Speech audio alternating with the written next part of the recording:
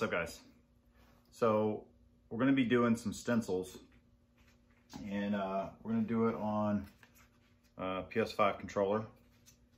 But I've had quite a few people asking me what stencils I use, what paint I use.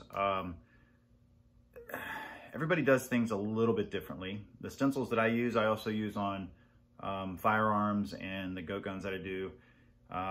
There's a bunch of different kinds. So for example, I'm working on this PS5 panel right now, and use the stencils to get this raised surface. So it just depends on what you're doing.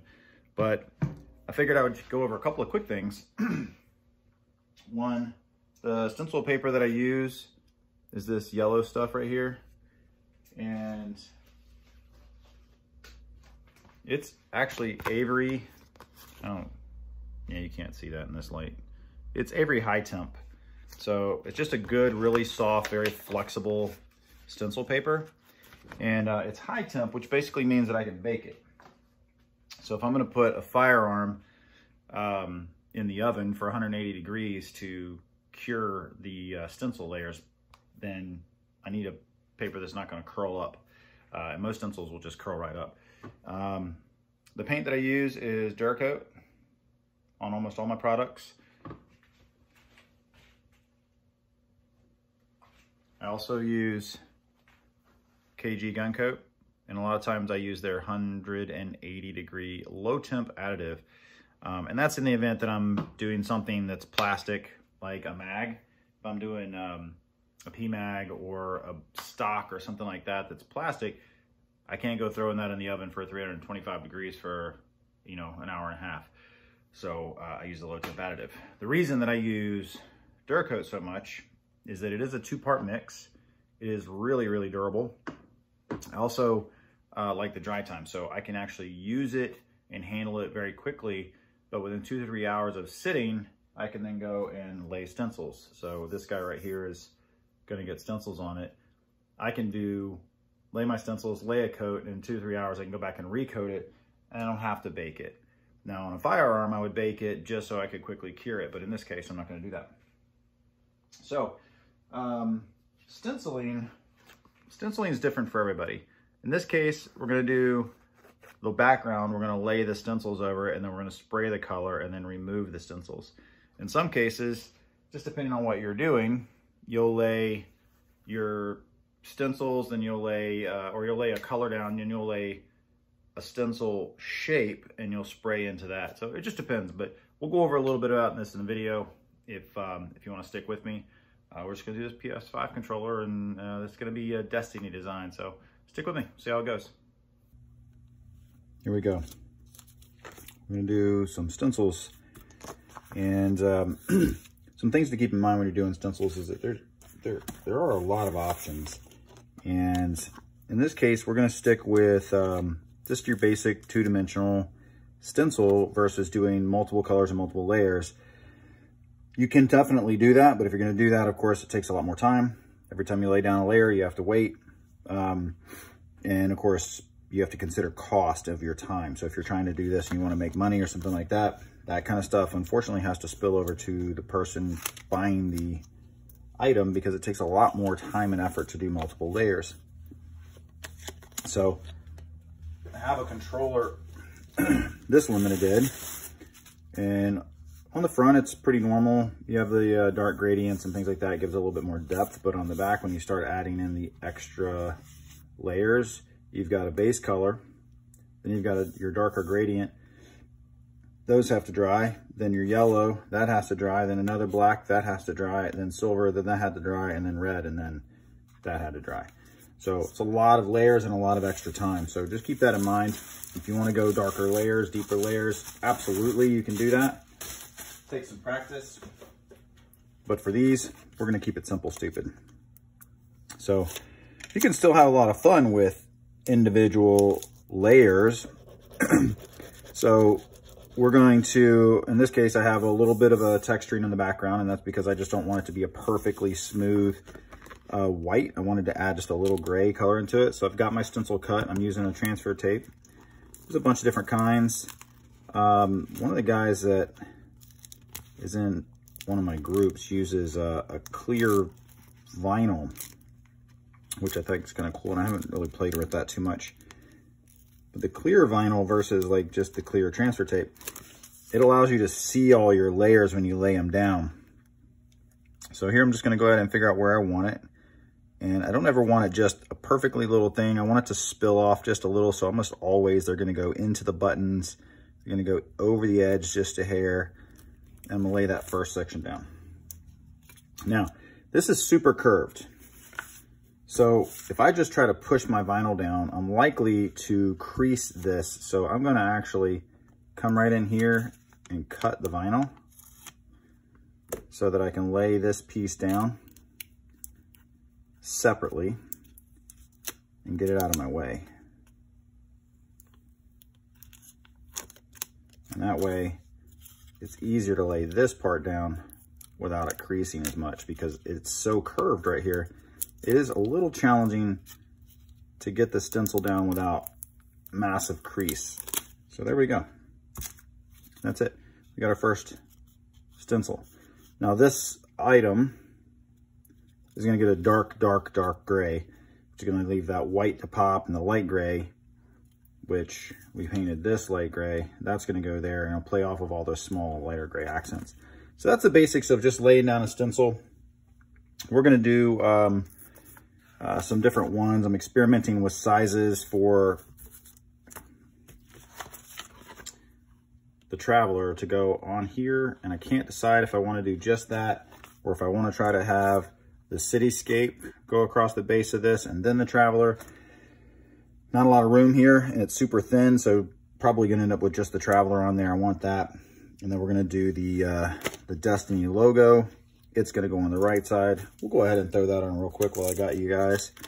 I'm just gonna reuse the stencil paper for this logo because it's pretty fat, so it shouldn't be too hard to get it up. Once you've used your paper a couple of times, it tends to not like to lift. So this will lift just fine. We're gonna drop this guy right over here. It's going to be right there. It's easy enough to lay down. It's because it's got the long skinny pieces, so not too bad. But again, if possible, I want it to spill into the edge, just a hair. And that's just a thing since I've been an artist since a kid, that just have the art spill over a hair when you can. So those are the first two pieces. So once this gets laid down black, or well, super dark gray, we'll peel those up, and that'll be white with the gray speckles. I'm gonna leave these buttons the bright white because I think it's gonna play off of that. But that's the basics. The back's gonna get another design, and we'll come back to that after we put our coat on, because I'm gonna lay down this series of stencils after I put the next coat of paint. All right, well, I started taking the stencils off. The touchpad there. So it's actually turned out pretty cool. You can see how the texture, you get the good light there, the texture shows through, so it's not just plain white. So there's a couple of spots of stencils I still need to remove. It's funny because I always talk about how impatient I am with stencils. So last night I started to remove the stencils, and I was like, oh yeah, I'm just gonna video this. But then I was like, no, I'm not gonna sit here and video the entire removing every stencil, because that would just be lame. But it's important that you make sure your paint is dry when you remove your stencils for a couple of reasons. One, obviously you don't want to go peeling your paint up. Two, when you get your blade on there, if your paint is wet at all, it's much easier to scratch it. So and here I have a bunch of tiny little parts of the stencil that I'm gonna have to go and remove his teeth and everything. So it's gonna take me some time. I'll sit down and do that where I'm paying really close attention. But that's the majority of the front panel. And there we have the Traveler and the cityscape on there. So we're gonna move on to doing a piece of the back. And so trying something a little bit different. So here you can see I have stencils in there, they're embedded. Those stencils I'm leaving in place because I want them to be part of the rest of the design. So I tried something, I don't know how this is gonna work, but I wanted to get this idea. We're gonna lay this across the back. This center section is gonna become red. And this is where thinking in layers is where you have to go. And then we're gonna be using the 3 characters which are going to lay on top of that, and they'll just be black silhouettes. So we're going to try that and see what works. And as I go through laying these down, the idea here was really just to try and get the shape that I wanted and see if it would even work. So trying to get it perfectly centered and all that will be the challenge. We'll see how this goes.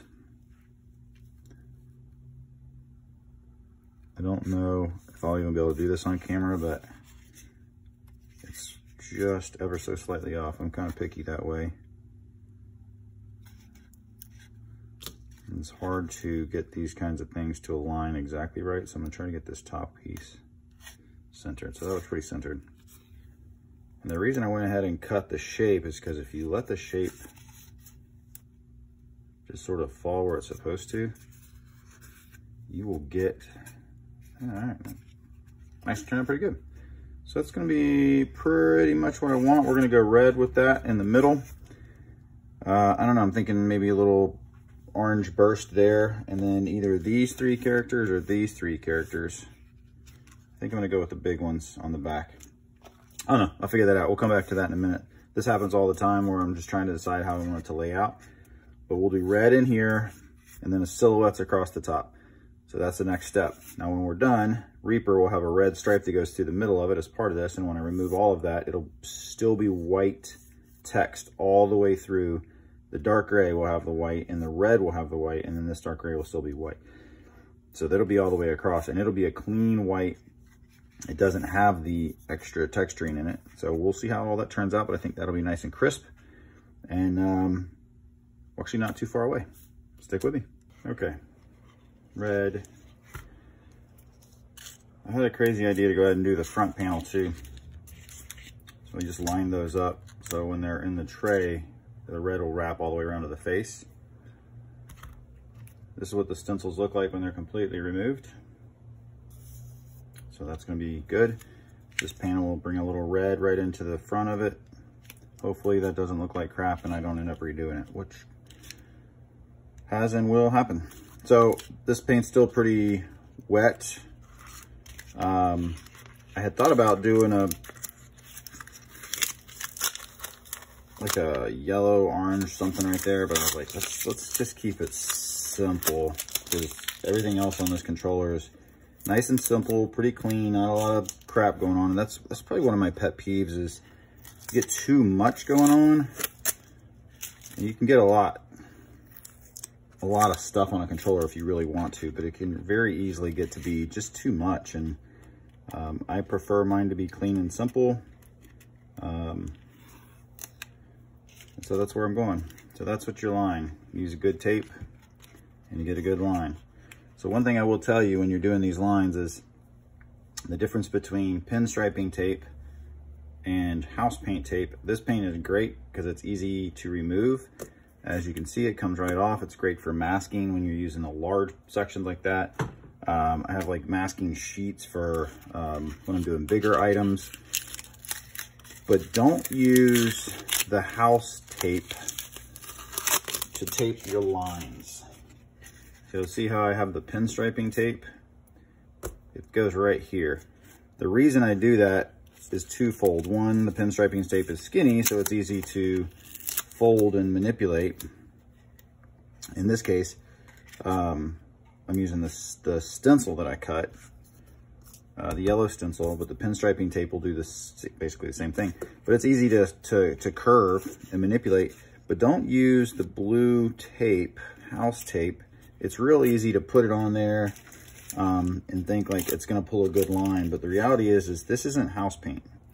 And whether you use my kind of paint or any other kind of paint to do this with, it doesn't give you as clean of a line as a stencil paper or in this case, this paper. So this tape it's very thin, but it's also pressure sensitive. So when you lay it down, you can maneuver it, but as soon as you put pressure on it, it really sticks, and it sticks really well to curves.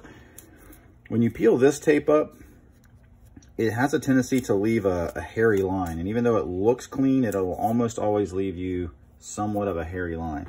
And it's just, you know, comes from experience. So there you go. So that's our red stripe. And what we're going to do then is we're going to lay these stencils, once this is dry enough, I'm going to lay these guys right over the top. I'm going to spray a super light gray or maybe even a silver titanium in there, because I'm going to go back once that's dry. I'm going to lay in all the small details. So I'm going to pull all those details out. I'm going to lay those into the shadow box, which I'm just calling this a shadow box. And then I'll spray the black, which will give me the silhouette. But instead of having the red show through in part of it and the dark gray show through in part of it, I want all one uniform silver showing through. So all their little accents will be one color instead of changing with the background. Just a little extra step, but I think it'll give it a better finished look. Now, Reaper is where I want it to be. So just very quickly, I'm going to pull one of these letters off. I'm going to get this in here so you can see what I'm doing. I want to be careful because the red is still soft, but just so you can see, Reaper is going to leave that nice bright white all the way through. This mark right here, that's just adhesive. So once that's dry, I'll go back with some mineral spirits and we'll clean it. I always clean my stuff when I'm done. And then this guy right here we'll take apart. I'm going to wait because maybe, let's see. This is very fragile. You have to be careful about just jerking on the tape because you can't actually break the things off. Let's see if it'll come off. I can't grab the red right now because it's too wet.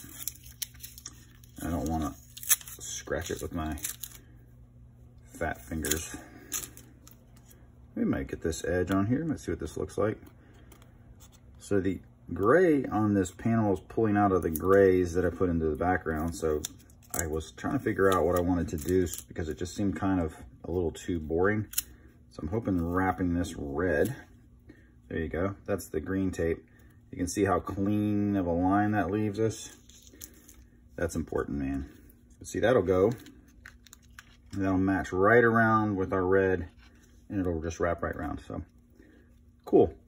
All right, guys. We'll come back when I'm ready to start doing the back end. Now that the red is dry, I can remove the tape lines, and I went ahead and pulled the rest of those stencils off so you can see his gamer tag now. We'll move on to the next step. So we're gonna put this stencil on right across the back here. And this is how the line, we did the line all the way around it. So now it wraps around this way. So let's get this going. This isn't hard. This part's pretty easy. Where it starts to get a little complicated is that we're going to be going another step, and it just takes, as with everything, it's a little patience. And sometimes you got to start these edges because when the plotter cuts it, it likes to stick to the paper. So when it sticks it all like this, I will go back with my blade and just make sure that I get under the edge so that it pulls it up. Because you don't want to get in a hurry and tear your stencil. Cool.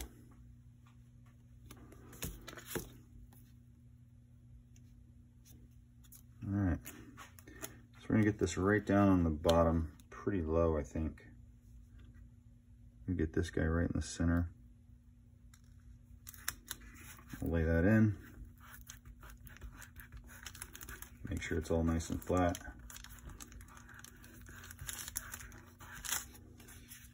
That's it.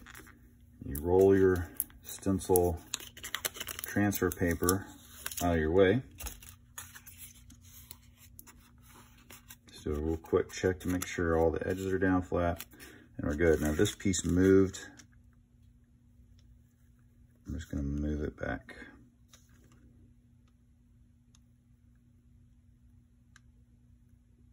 That was really tight right here. Sweet. So that's it. I'm going to use this titanium to give me a background. And then when I come back, I'm going to take all the little pieces. So we'll literally be wanting to remove all of these pieces here. And they're going to lay in, and then I'll spray over it in black.